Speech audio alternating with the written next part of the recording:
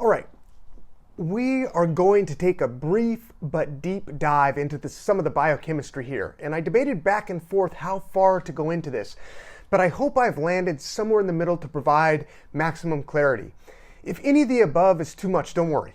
I end with a summary explanation along with some conclusions in hopes that will clarify and establish what we're trying to get after. So let's start with hemoglobin.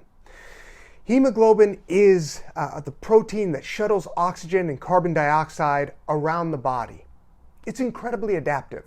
There are two types of hemoglobin, HbA, which is a standard type of hemoglobin found in adults, and there is HbF, or fetal hemoglobin, for a baby in the womb. Now, we're going to only focus on the first type of hemoglobin. Not all of the intricate details, but mostly those essential to our conversation today.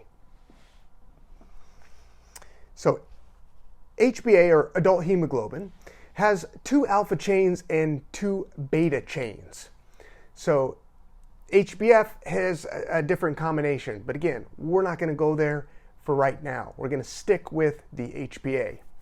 So HbA is like a vehicle from Mad Max, a badass iron muscle car with no doors and 4 long chains attached to it being dragged along down the road.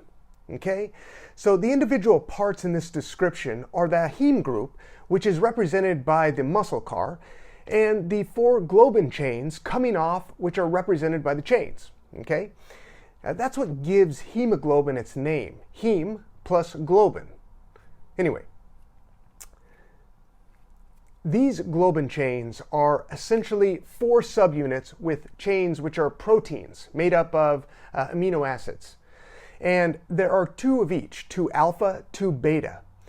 Now inside the actual heme group is iron in the Fe2 plus form. Okay? Excuse me. Okay, now let's shift to CO2 for a minute. So CO2 in the pulmonary blood, which remember is deoxygenated blood, is referred to as deoxyhemoglobin, also called the T state.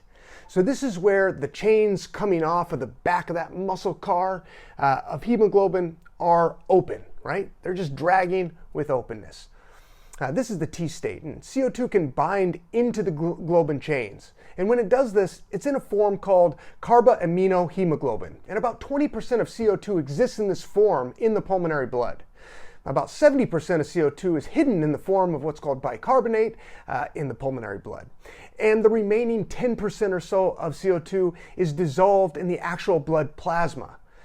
So in the T state, or the deoxyhemoglobin state, it's bound very little to oxygen, bound to a lot of CO2, and also bound to a lot of what's called protons, and 2,3 BPG, a product from glycolysis in the red blood cell.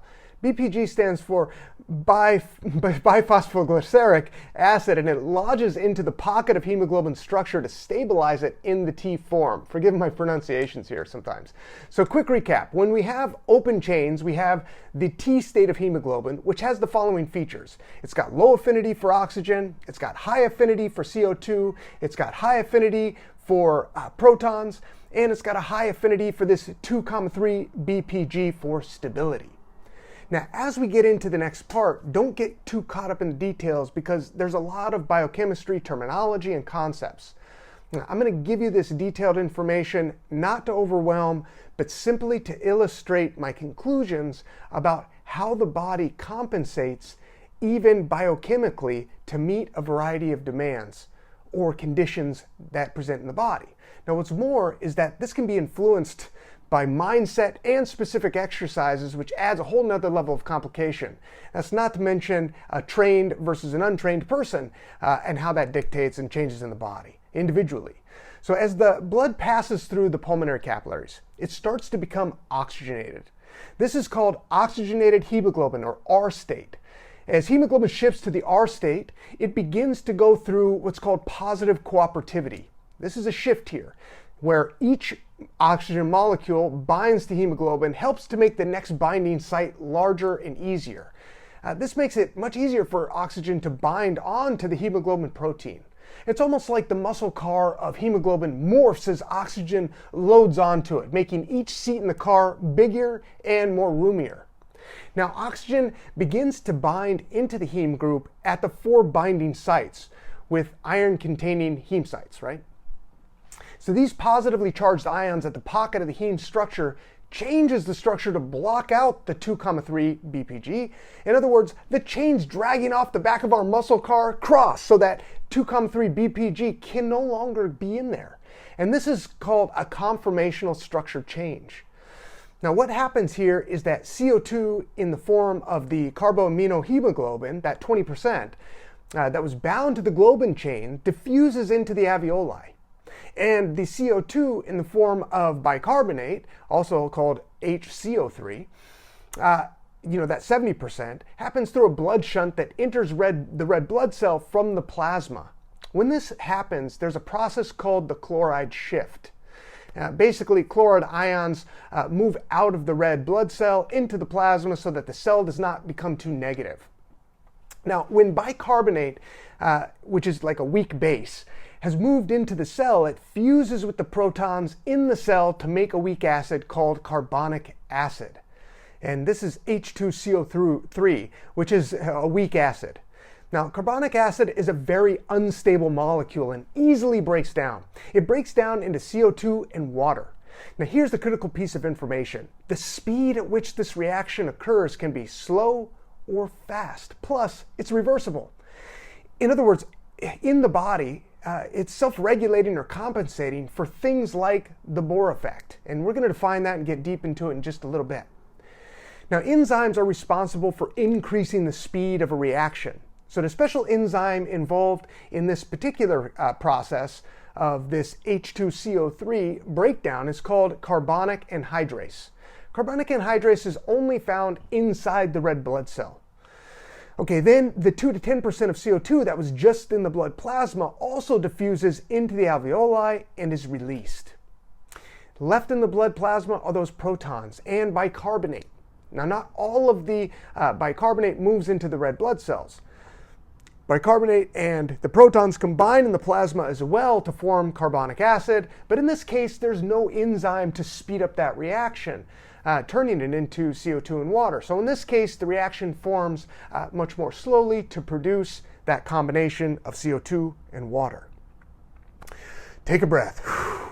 Okay, so let's leave all of this by summarizing very quickly what external respiration is. Remember, what we've just described was the gas exchange at the alveoli. This is external respiration, right? Let's summarize. So for a summary, external respiration then, and finally to give some definitions of the Haldane effect and the Bohr effect. I know you guys have been looking for that. Here we go. So the R state is when the oxygen is loading onto hemoglobin through positive cooperativity, and CO2 and protons are unloading. When oxygen is binding or bound strongly to hemoglobin, this is called the Haldane effect. This is when hemoglobin's affinity for oxygen is increasing and very strong. This is by far and away most notable at the site of the lungs. O2 starts to enter as CO2 goes out. O2 binds, and each bind makes it easier, i.e. positively cooperative, right? And the structure of hemoglobin changes. The positively charged block out the 2,3 BPG. So these globin chains are free of CO2. Protons are no longer present. Hemoglobin transitions to the R state, thus the Haldane effect. Now, oxyhemoglobin travels to the arteries to be distributed throughout the body. Contrast, the T state is when oxygen is unloading and CO2 is loading. This is when hemoglobin's affinity for oxygen is decreasing and its affinity for CO2 is increasing. This is at the site of the tissues of the body. And finally, when at the same partial pressure and in the presence of higher CO2 concentrations, like that of working organs such as muscles, extra oxygen is unloaded. This is called the Bohr effect. In a little bit, we're going to look at dissociation curves, and this will all become more clear. But the important thing is that the Bohr effect is not just the unloading, but unloading at the same partial pressure in higher concentrations of CO2. That's when oxygen gets offloaded. So a question that it might have is, how do the gases know when to stop exchanging? And the answer is when the partial pressures are equalized. In other words, oxygen will continue to flow from the alveoli into the blood until the partial pressure of oxygen is the same as the partial pressure of oxygen in the alveoli. Same with carbon dioxide. So when the blood leaves the lungs to enter the systemic arterial blood, to supply the peripheral tissues and organs, the oxygen will be roughly, let's say, 104 millimeters of mercury, and the CO2 will be that roughly 40 millimeters of mercury. So that's all for external respiration. Let's move to internal respiration here real quick.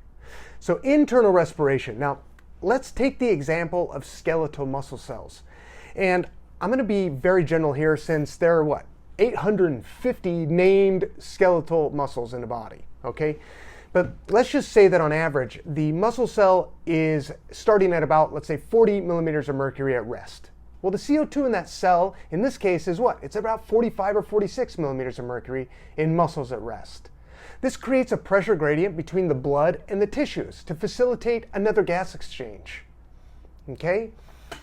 So one thing I mentioned during our lecture in Poland was that there are various partial pressures throughout the whole, throughout the different tissues and organs located all over the body. The lower the partial pressure and variance of concentration of gases, the steeper the gradient, right?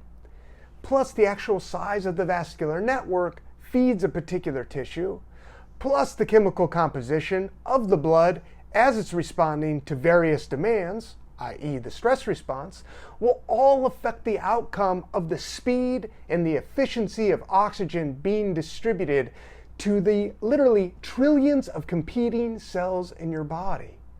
Remember, all trillion need oxygen and blood flow to remain alive and healthy. Oh, that's a hard concept, right? That's a hard thing to wrap our head around sometimes. But now we understand a little bit more about what I meant when I said the pressure gradient travels from high to low. It's also, it's the only direction to keep the system stable, right? Now you can see the conditions that set up the transfer of oxygen to the cell. In this case, or in the case rather of reduced perfusion due to, say, a blood shunt, like getting into cold water or other types of stress responses, the affected cells still receive some blood flow, albeit less, right? Plus, there's a protein called myoglobin that can support the cell's oxygen needs to a certain extent. And typically this is muscle cells, of course, right? So myoglobin is a protein inside of muscle tissue cells, right? It binds very strongly to oxygen, and it also helps to stabilize oxygen's availability to the cell. The first order of operations is that the cell is fed from the blood, relying on hemoglobin to deliver sufficient oxygen. And we'll get more into this in exercise. But myoglobin acts as an intermediary when there's insufficient oxygen and continues to supply the cell as able. Now, this is usually during, like, say, endurance exercise demands and things like that. So as we overbreathe in the WHM, the excess oxygen will first flood the blood and tissues to full saturation while still maintain relative stability in the system. In other words, the concentrations and partial pressures will still flow the same direction. The muscle cell will never exceed or equal blood concentrations, right? There'll always be a gradient through the distance between the two numbers. Now it can widen or lessen, and it can shrink quite a bit, but it's still going to be a gap. As the system handles more and more oxygen, hemoglobin will adapt temporarily, changing, resulting in what's called acute respiratory alkalosis. This is what happens to us. This is where this shifts the pH. Now, pH is only shifted by metabolic acids, okay? Not by carbon dioxide changes. It's an indirect thing. This is partly why self-induced respiratory alkalosis through overbreathing and not due to some underlying pathology is both brief and not dangerous, right? Okay, so back to internal respiration. And our simple example we started with that we're beginning. So we're not going to go quite into much detail in the biochemistry here, but understand that internal respiration has a tremendously a number of similar qualities as external respiration in terms of CO2 transferring out of the cell and hemoglobin's and into hemoglobin's deoxygenated state, and the oxygenated hemoglobin feeding the tissues oxygen. Okay? So, quick question. Does oxygen move like this between blood and tissues? Yeah, it does, right? It goes just like that. So as you dip in oxygen, it dips here. As you increase in oxygen, the muscle cell gets the same. They tend to work in tandem like that. So for example, during cellular respiration, there's ATP and there's heat, right? Protein structures change when there is a change in pH or heat. So that 2 to 10% of CO2 that dissolves in plasma as it transfers from the muscle cell to the blood, and 20% leaves the muscle cells to bind to the amino acids, those globin chains that we talked about earlier on the Mad Max car, and they form carboaminohemoglobin. The 70% of CO2 remains, enters the red blood cells and combines with abundant water present there to form, remember, carbonic acid. And it utilizes the same enzyme, that carbonic anhydrase, to do this reverse process, just like it did in the opposite for external respiration, right? It's just flip it on its head. So carbonic acid is a very unstable and breaks down into bicarbonate and protons. And those protons go to bind onto the globin chains through electrostatic interactions. Don't worry about that.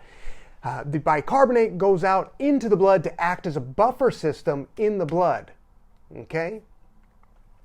So this bicarbonate is an acid-base homeostatic mechanism that is a buffer system to maintain pH in the blood. So just like all buffer systems, the pH is balanced using a weak acid and a conjugate base, so that any excess acid or base introduced to the system is neutralized. Okay? Then the biochemical reactions go through much of the reverse that we learned earlier to finish gas exchange. So this is how pH remains so stable and super tight. Recall from the endotoxin study, for example, that the pH of the test group went from like 7.4 to 7.75. Now that's huge, even though it seems so small. Also recall how temporary it was. Remember, each round pH stabilized almost immediately, right? I think that's probably a good amount that really gives insight into the processes of gas exchange. So with that in mind, let's just draw a bottom line. So bottom line is that gas diffusion is a passive process based on relative constituents in the system. And perfusion is limited by flow and concentration of blood. The limitations are improved or exacerbated by the strength of the heart, the available oxygen, the demand of the tissues, and the narrowing or relaxing of the vascular network to create blood pressure sufficient to shuttle oxygen and clear out CO2. Right? So proper coordination and good efficiency will drive these factors. This will become much clearer when we get deep into the stress response. All right, guys, so I would like to shift gears briefly here to talk about high altitude, since I know many of us want to climb to extremes. So while all this partial pressure and stuff is top of mind, let's very quickly take a look at high altitudes, all right? So first, the normal partial pressure in the atmosphere, remember, is that 760 times 21% saturation in the atmosphere, right? And that gives us the 160 millimeters of mercury. So at high altitudes, the partial pressure is less than 160. Now let's just assume that it drops to 120. And the normal value in the lungs is that 100 to 104 millimeters of mercury. Well, eventually the partial pressure of oxygen will decrease in both the blood and the tissues. And this forms edemas, which are the accumulation of fluid in places like the lungs or the brain. And these edemas increase surface area due to the fluid retention, limiting or even preventing gas exchange to occur. So you can imagine how dangerous that is. So our job as seekers of extreme altitudes is to try to maintain saturation levels that also maintain higher partial pressures. So this can be done naturally in two primary ways. One is to have more hemoglobin protein concentration so that the availability to capture and retain more oxygen is there despite the availability in the atmosphere decreasing, right?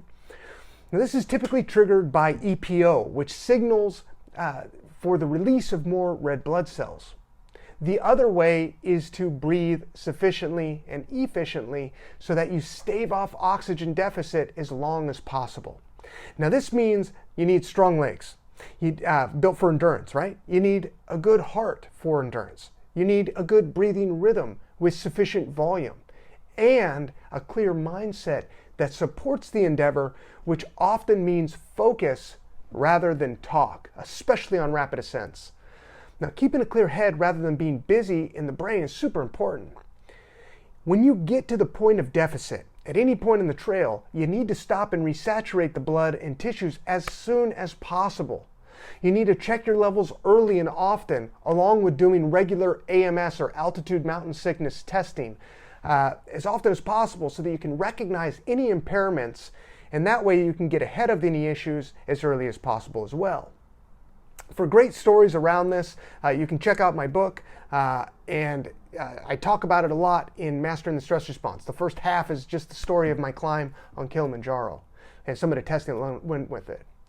The next lectures that I'm going to be talking about what happens immediately after internal respiration, as well as oxygen hemoglobin dissociation curves. We're going to get into those. And we still have to cover breathing during exercise, and of course, my favorite, the stress response. You can see this is a giant topic, giant set of topics. But please give me your feedback so far, because this took a lot of work, obviously. How is all of this structured? Are you getting it? Are there holes that need to be filled in for better understanding? What specific questions pop up as a result of what I've presented so far? I'm going to do my best to incorporate them in the future lectures here. Hey, thank you so much. Until next time, guys, remember to breathe, and we'll get down on the rest of these topics. Wish you all the best.